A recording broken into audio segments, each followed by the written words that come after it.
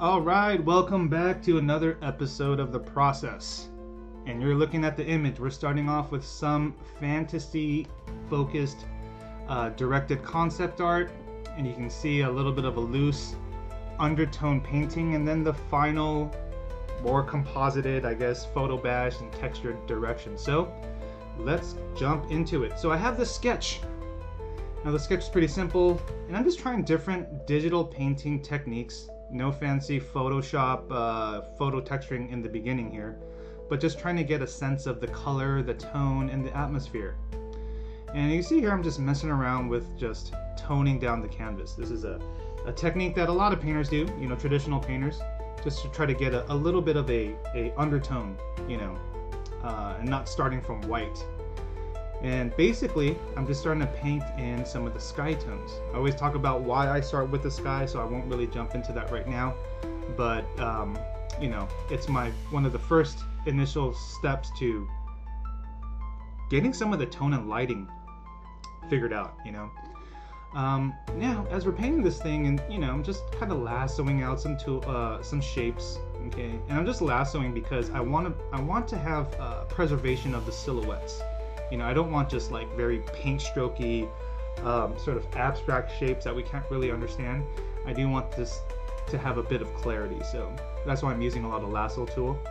And it allows me to see the image without the sketch. It allows me to see the shapes and silhouettes and not just line, which is a completely different way to see things at times, right? So yes. Oh, and I'm also, just by the way, I'm working on a tutorial about my brushes and some of the techniques and why I like to use certain brushes, and I'll also give you a little brush pack to start off with if you guys want to try that out. But thank you for the suggestion, and yeah, if there's any other things that you would like to see me explore, explain, or just do, let me know, okay? Let me know in the comments. And I do read all your comments, and I really am putting together the suggestion list, so thank you very much. All right, now getting back into the laying. Now that I have a bunch of rocks, you know, I like to think about my concept in terms of layers. Every environment has a ton of layers, and so what is the most base layer? You know, first we have a bit of water, and then we have rocks on top of it, and then on top of the rocks we have the moss or the plant life, and on top of the plant life there could be flowers, and then on top of the flowers there could be, you know, something else. So it's all about thinking about the layering, and the more I try to paint all of it at the same time, the more it becomes like a big visual mess, and I'm trying to avoid that. So I want to work in a way where it's a little bit more methodical. So I'm laying down, you know, the rock. I'm laying down on top of the rock the foliage or the moss, and I'm trying to create different designs where the rock has a certain gesture. But you know, if the foliage and the plant life, if it really follows that gesture too much, then it almost feels like they're just mimicking each other. Perhaps there's a way for us to almost like design the rocks and design the foliage in a way to balance each other, but also do it in a different way. So let's see if we can experiment with that.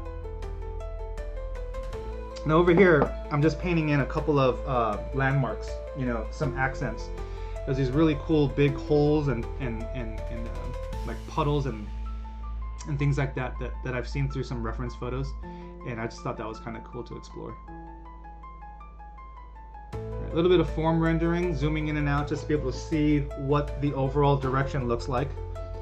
And it's important at this point, you know, I kind of feel like I'm noodling a little bit. I should just be laying things in, you know, so it's almost like a nice thing to critique your own process every once in a while, because I think we do have a lot of wasted movements, perhaps, that, you know, if we just think about it, we can streamline the whole process a little bit better. All right, here's pass number 2. Okay, I thought I was getting a little too controlled with everything, so let me just go ahead and try it again. And this is something that I would actually recommend for a lot of artists is, you know, this painting. When I sketched it, it was the first time I ever sketched this direction. It's the first time I ever sketched this drawing. And then when I painted it, it's the first time I ever painted it. And the question for everyone listening is, how good are you at the first time you do anything, right? Like, just take a look at examine your life for a little bit. let's take a look back into time and think about when was the first time you ever did something, and how good did it ever come out. Now, normally for me, first time I do anything, it's usually the worst, right? It's kind of an experiment. It's just to see if I like it. And something happens when we start to dive in deeper and dig in a little bit more to how we can do it the second time. And usually we get a better result. It's a little bit more comfortable. We kind of know where the road leads, all of that kind of nice stuff. So the reason why I'm doing it the second time is just to get a little bit more comfortable. You know, I feel like I'm able to cover the same amount of ground with a little bit more simplicity and a little bit faster.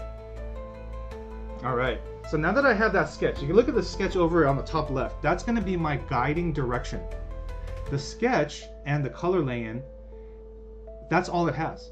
It has the direction and the colors in the atmosphere. Now, the file that I'm working on right now, that's all black and white and gray, that's going to be the file that I build that will use the direction from the sketch. Okay, so I do not just keep adding to the sketch. Most times I have a two-step process.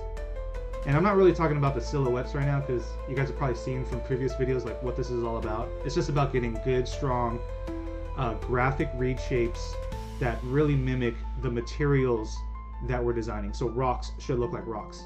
And if we do silhouettes correctly, we should be able to see the entire scene and the design just void of details. You know, silhouettes are so powerful. Anyway, back to what I was kind of talking about is this is now the master file. This is the file that becomes what I'm going to build that will be from beginning to end. The one on the upper left was just a quick sketch. It was almost like just a thought bubble on paper. Okay, so let's jump into it. We'll go back to the techniques of photo bashing and photo manipulation with digital painting. So in here, you can see I'm doing the same basic process that you saw me when I was painting, right? Regardless of the tools that we use, we usually think in the same way. And what was that thinking? The thinking was, let's lay down the rocks. Let's just lay down all the rocks. And if you guys have any practice with doing this, then rocks are kind of comfortable because there's a lot of room for organic design that doesn't need to be too meticulously like figured out. You know, like there's room for error and it'll still look right. So right now I'm using a different set of techniques such as wallpapering, which is where we just get a whole big stretch of general texture. And then now I'm actually designing in two major elements. That's called the light side and shadow side. And you can see I'm using light portions from the photo to describe the top part of the rocks, and then I'm using the shadow portion of the photo to describe the side of shadow on the rock in the painting, right? So I'm either filling in the darks to create a top surface, right? Because I'm filling in the darks to make it lighter, and I'm adding in darks to create that face of the surface that's facing away from the sky, right? Darken layer and lighten layer. We go over a ton of that in these other videos, so if there's ever a need to touch on that, just take a look at those. And you know, if there's more information that you'd like to see on this be explained a little bit more, maybe I can do another video on that too, so just let me know. Alright, so I got the rocks in there. Now I didn't do the background rocks because I feel pretty confident we've sort of figured out the general the riddle here, right? If you guys know what I mean, every piece of art that you do is like a riddle, and we experiment and we try to find like these little clues and answers until we really find something that we then use to solve the whole piece. Now I felt like doing the rocks in the midground and foreground, I felt pretty comfortable, so I'm not doing the rocks in the back just yet. Now we're on to foliage. Now the idea for this is to have these rocks just with like moss on top, you know, and I've used this rock a ton of times. This photo with the rock and the moss and stuff, it looks like lava rocks and just like overgrowth, is a great photo. I use it all the time whenever I need overgrowth, you know, this organic lumpy mounds of moss on top of rocks. That's a visual language, right? And whenever I want that visual language, I know which ingredient to go to. I know where to go in the supermarket aisle to buy that food, or I know where to look in my photo reference folder to find that ingredient. okay? But really it's not about the photo anymore. It's really how we are assembling this and using these different techniques of lighten and darken, using those layer settings, using the adjusting the value of the photo to make it more visible or not. These are the little subtleties that are almost like if you can really implement that into your working process, then the photo that you use does not really become the most evident thing, you know. Like you can taste the onions in the dish, but you know, you just don't see the onions, right? Yep, I tend to use a lot of analogies of food. So you can see here, I'm just really trying to figure out this foreground mossy area. It's a little bit challenging, and I'll be honest with you, it's a little frustrating right now, you know. And that's why I'm not moving around from different spots in the composition, because if I just touch everything a little bit, then all of it's gonna look unfinished. I need to work on one specific area to really solve how the texture works on top of each other. Again, this is the first time we're doing this, right? You know, this specific piece. So it's not gonna go super successful, okay? There's gonna be times where it's just a little frustrating. And as an artist, we can really feel that frustration. Like if there's a camera facing me, maybe I should get a camera face me on the next video.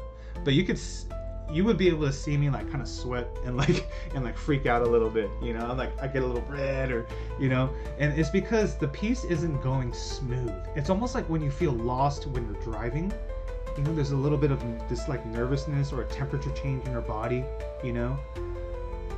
Anyway, now that we have the foreground figured out, I'm really trying to use the same steps. Now, the same steps, not completely, but I'm trying to use the steps that worked the best in the foreground to make the next midground area more efficient. Okay, so, and also one of the things is, as things go further back, you know, as they recede back in space, the amount of details become more indicated, and hopefully we have a little bit more playroom without having to be too meticulously accurate, you know. So what's the thought process here? Light side, shadow side, right? In painting and in digital painting and any kind of rendering, it's always about showing form, you know. That's what light does. Light shows that something is spherical, if it's cubic, you know, like a cubed shape, or if it's flat on the ground, or if something's see-through. Like all of the materials and form come because of light. And so that's all we're trying to do, is make sure that anytime we're throwing in these complex things of texture and you know, material indication, we just need to really enforce the lighting qualities of how it shows form, you know. And on here it's just light side, shadow side, top and side, right? Just got to remember that that's the rhythm of this dance. That's the rhythm of this piece. Top side is light, the side facing us really is the shadow side. All right, so as we're moving forward, I think I know the steps. Okay, I think I know how to make this little dish over here. So it's rock on a certain layer with certain types of indication, and then I need to make sure I bring in the foliage and reinforce the shadow sides again, right? You're gonna start seeing the repetition happen now. So wallpaper the rock, right? That was from step 1 when we were just filling in the silhouettes with rocks. Nothing's really changed here. Now I'm thinking, okay, well, we're starting to get all this detail, but man, the darks are not being controlled. You can see the darks in the foreground and the midground, all the same darks. So this is a little bit of pass on just changing and fixing the atmosphere, right? Getting a little bit of separation in the planes, between the planes of foreground, between the planes of midground, and between the planes of background. Getting a little tongue-tied.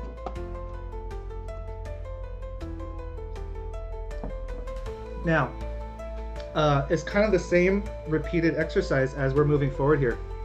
We have the texture, we have the texture of the rock, and the texture of the foliage all trying to mix together, right? And that's the important part.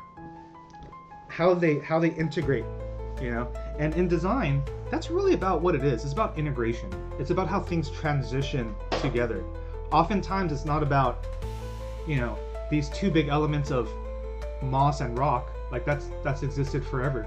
that exists in almost every country, every part of the world, you know, relatively. But it's how they are arranged together. The rhythm, the complexity, the big, medium, small. That's what makes it interesting from different parts of the world. And different parts of the world have a different way to affect that. All right, getting a little bit more temperature, get a little bit more atmosphere.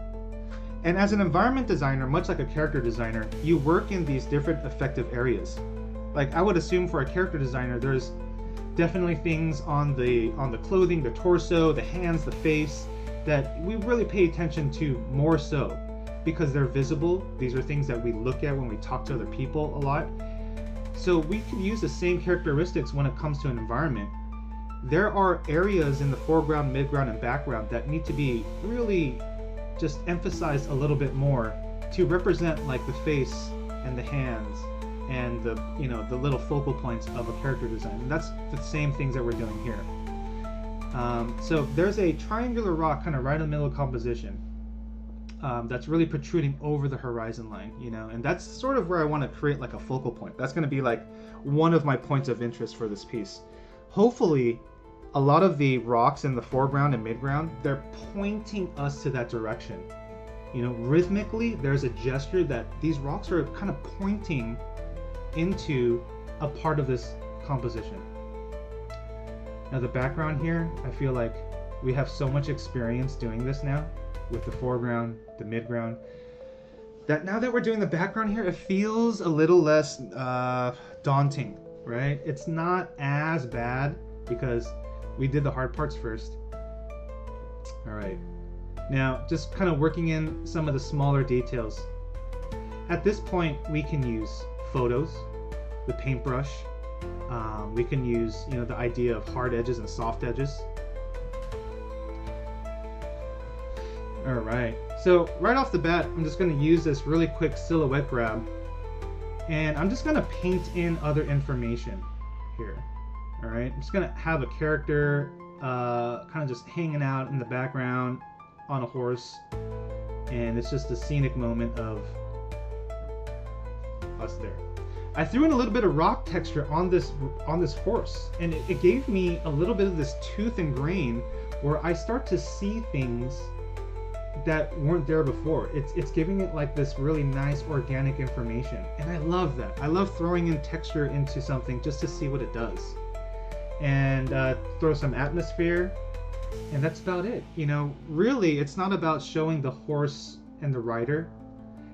That's not really, it's not a character design focused piece. It's a piece about this moment, right? So all of these things are about creating the moment, you know, from the fog to the rocks to the person on the horse to where they're facing. You know, it's all about trying to create this little bit of a special moment.